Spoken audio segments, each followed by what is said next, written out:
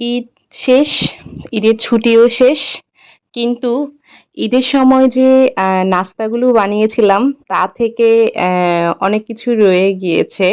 যেমন এই চটপটির যে ডালগুলো ছিল সেগুলা কিন্তু আম্মু আ সিদ্ধ করে অর্ধেক ফ্রোজেন করে রেখেছে আর অর্ধেক দিয়ে রান্না করেছিল। তো রান্নাটা তো খাওয়া শেষ হয়ে গিয়েছে কিন্তু ফ্রোজেনটা রয়ে গিয়েছে। তো আম্মু বলেছে যে এটা দিয়ে ফুচকা অথবা চটপটি খেয়ে ফেললে ভালো হয়। তখন আমরা সিদ্ধান্ত নিলাম যে আমরা এটা দিয়ে ফুচকা খাবো। আসসালামু আলাইকুম। কেমন আছেন আপনারা সবাই? নিশ্চয়ই অনেক ভালো। আলহামদুলিল্লাহ আল্লাহ তাআলার অশেষ রহমতে এবং আপনাদের দোয়া ও ভালোবাসায় আমিও ভালো আছি। আজকে ঈদের প্রায় ৪ থেকে ৫ দিন চলছে। তো এখন কিন্তু আসলে ঈদের ছুটি একদমই শেষ হয়ে গিয়েছে। সব দোকানপাট খুলে গিয়েছে। তারপর অফিস খুলে গিয়েছে। ছুটি একদমই শেষ। মানুষ ঘরে ফিরে যাচ্ছে। ঘরের মানুষ যারা বাড়িতে এসেছে তারা কিন্তু তাদের নিজের কর্মস্থলে ফিরে যাচ্ছে। তো এখানে আসলে আবার একটি বছর আমাদেরকে অপেক্ষা করতে হবে এই আ র ঈদের জন্য আরকি। তো যাই হোক এখানে আ আমার আম্মু যে চটপটির ডালগুলো সিদ্ধ করে রেখেছিল ওইগুলোর অর্ধেক দিয়ে আম ঈদের সময় রান্না করেছে আর অর্ধেক ফ্রোজেন করা ছিল। তো সে ফ্রোজেন ডালটা দিয়ে আম্মু একটু চটপটির মসলা, তারপরে তেঁতুলের রস, তারপরে এগুলো দিয়ে সবকিছু দিয়ে আলু দিয়ে সবকিছু দিয়ে একটু আ জাল করে নিচ্ছে, একটু গরম করে নিচ্ছে, ফুটিয়ে নিচ্ছে। এটা দিয়ে আমরা আজকে ফুচকা খাবো। আর ফুচকাটা কিভাবে বানালাম সেটা দেখার জন্য অবশ্যই আমার ফুল ভিডিওটা দেখতে হবে। কারণ এই ফুচকা বানানোটাই আজকের ভিডিওর মেইন ইন্টারেস্টিং পার্ট। বিকজ আমরা তো ফুচকা, রেডিমেড ফুচকা যারা খাই তারা কিন্তু সবসময় ডুবো তেলে ভেজে তারপরেই খাই। কিন্তু এই ফুচকাটা মাশাআল্লাহ আপনারা দেখলেই বুঝতে পারবেন যে কিভাবে তেল ছাড়া ফুচকাগুলো ফুলেছে, কিভাবে তেল ছাড়া বানিয়েছি। তো আমি তো এটা ভাবতেই পারিনি যে ফুচকা তেল ছাড়াও এত সুন্দর করে মানে মচমচে তারপর এত ফুলকো, ফুলকো হতে পারে। সত্যি এটা আমি দেখে খুবই অবাক হয়ে গিয়েছি। তো ঈদের সময় যে ডেজার্টগুলা করা হয়েছে সেগুলো থেকে প্রায় মানে অনেক কিছুই শেষ হয়ে গিয়েছে। সেমাইটা রয়েছে। তো সেমাইটাও আমরা খেয়েছি পরিবারের সবাই মিলে। তো ঝালটা তো সবাই পছন্দ করে। আম বড় বলেন, ছোট বলেন সবাই কিন্তু আমরা ঝাল নাস্তাটাই বেশি প্রেফার করি সব পরিবারে মোটামুটি। তবে ঈদ আসলে কিন্তু আমাদের মিষ্টি ডেজার্টটা একটু বেশিই খাওয়া হয়। অনেক ধরনের ডেজার্ট আইটেম করা হয়।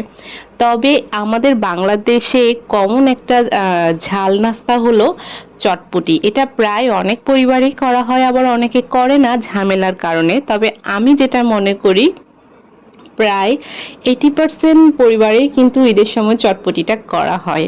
তাই না বলেন? অবশ্যই আপনারা সেটা কমেন্ট করে জানাবেন। আপনি আপনার বাসায় এবার ঈদে আ চটপটি বানিয়েছেন কিনা? তো এখানে এই যে ফুচকার যে প্যাকেটটা দেখতে পাচ্ছেন এটা রেডিমেড একটা ফুচকার প্যাকেট। এটা তো আমরা সবাই জানি কারণ বিভিন্ন সুপার শপে কিংবা মুদি দোকানেও পাওয়া যায়। তো এই ফুচকাগুলো কিন্তু আগে আমরা সবসময় ডুবো তেলে ভেজে খেতাম। এখনো ডুবো তেলে ভাজা খাওয়া হয়। তবে আজকে যেটা আমি করেছি, আমার আম্মু যেটা করেছে সেটা আমি আপনাদের সাথে শেয়ার করতে যাচ্ছি। তো এটা দেখে আপনারা কখনোই আর ডুবো তেলে ভাজা ফুচকা খাবেন না। আমি মনে করি আমাদের সবার বাসায় একটা একটা এয়ার ফ্রায়ার থাকা উচিত। এটা আমাদের জন্য মানে অতি প্রয়োজন। কারণ এটা আমাদের হেলথের জন্য যতটা ভালো, ঠিক আমাদের বাচ্চাদের জন্য, তারপরে আমাদের বাসায় যারা অনেক অসুস্থ রোগী থাকে, হার্টের রোগী আছে, কিডনি পেশেন্ট আছে বা থাকে না অনেক ধরনের অনেক রোগীই তো থাকে। অনেকের কোলেস্টেরলটা বেশি থাকে। কিন্তু মজার, মজার খাবারগুলো তারা খেতে পারে না শুধুমাত্র তেল থাকার কারণে, তাই না? তো এই জিনিসটা আপনারা চাইলে মানে এনজয় করতে পারেন। ইয়াম্মি, ইয়াম্মি খাবারগুলো আপনারা এনজয় করতে পারেন তেল ছাড়াও। এই যে দেখেন এখানে কিন্তু সামান্য অল্প একটু তেল মেখে নিয়েছে আমার আম্মু হাত দিয়ে। এই আ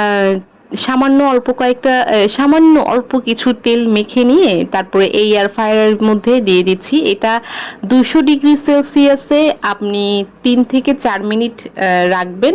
এর মধ্যে দেখবেন আপনার ফুচকাগুলো কিভাবে ফুলে মানে একেবারে মানে মচমচে হয়ে যাবে। আমি তো দেখে পুরাই অবাক, এত সুন্দর করে ফুলেছে। তবে হ্যাঁ, আপনারা যে কাজটা করবেন সেটা হচ্ছে, আমার আম্মু একটু ঘন করে দিয়েছে ফুচকাগুলো, আপনারা একটু ছড়িয়ে ছিটিয়ে হালকাভাবে দিবেন। ধরেন এক বেচে আপনারা 7 থেকে 8টার বেশি দিবেন না, ঠিক আছে? তো এই যে দেখেন কত সুন্দর ফুচকাগুলো ফুলছে, একেবারে তেল ছাড়া, খুব মুচমুচেও ছিল, খেতেও টেস্টি হয়েছে। মানে কেউ বিশ্বাসই করবে না যে এই ফুচকাগুলো তেল ছাড়া হয়েছে। মানে কি বলবো, আপনাদের যাদের বাসায় এয়ার ফ্রায়ার আছে তারা কিন্তু চাইলে ট্রাই করে দেখতে পারেন। সত্যি বলছি, এটা খুবই কাজের। আর যাদের বাসায় এয়ার ফ্রায়ার নেই তাদেরকে আমি বলবো, রিকোয়েস্ট করব যে এখন কিন্তু খুব সীমিত লো বাজেটেও কিন্তু এয়ার ফ্রায়ার পাওয়া যায় বিভিন্ন ব্র্যান্ডের। আপনারা চাইলে সেখান থেকে কোনো একটা ভালো ব্র্যান্ডের আপনার বাজেট অনুযায়ী আপনি চাইলে এখান থেকে কিনে নিতে পারেন। সত্যি অসাধারণ হয় এটার রান্না, আর টেস্টগুলো অনেক ভালো হয় মাশাল্লাহ। আর যারা বললামই তো, মজার মজার খাবারগুলো কোলেস্টেরলের ভয়ে বা তেলের ভয়ে যারা খেতে চায় না তারা কিন্তু মজার মজার খাবারগুলো চাইলে এনজয় করতে পারেন।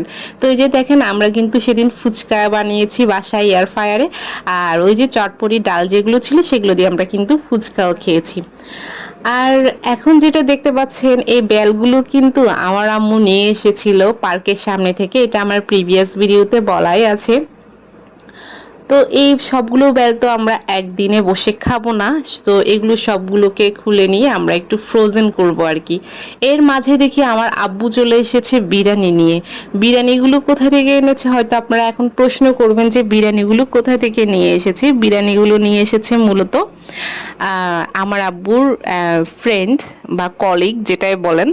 তো আব্বুর যে ফ্রেন্ড ছিল, ওনার বোনের মেয়ের গায়ে হলুদ ছিল, তো সেখানে সব কিছুর দায়িত্ব নিয়েছিল আঙ্কেল, মানে আব্বুর ফ্রেন্ড। তো আব্বুও সেখানে ইনভাইটেড ছিল। তো আব্বু তো খেতে পারে না, আপনারা সবাই মোটামুটি জানেন আব্বু কিন্তু রিচ খাবার তেমন খেতে পারবে না, ওনার ডক্টর নিষেধ করেছে। তো সেজন্য আঙ্কেল আমাদের জন্য, সবার জন্য, বাসার জন্য খাবার পাঠিয়ে দিয়েছে। আমাদের যাওয়ার কথা ছিল বাট আমরা যাইনি, তো খাবার পাঠিয়ে দিয়েছে।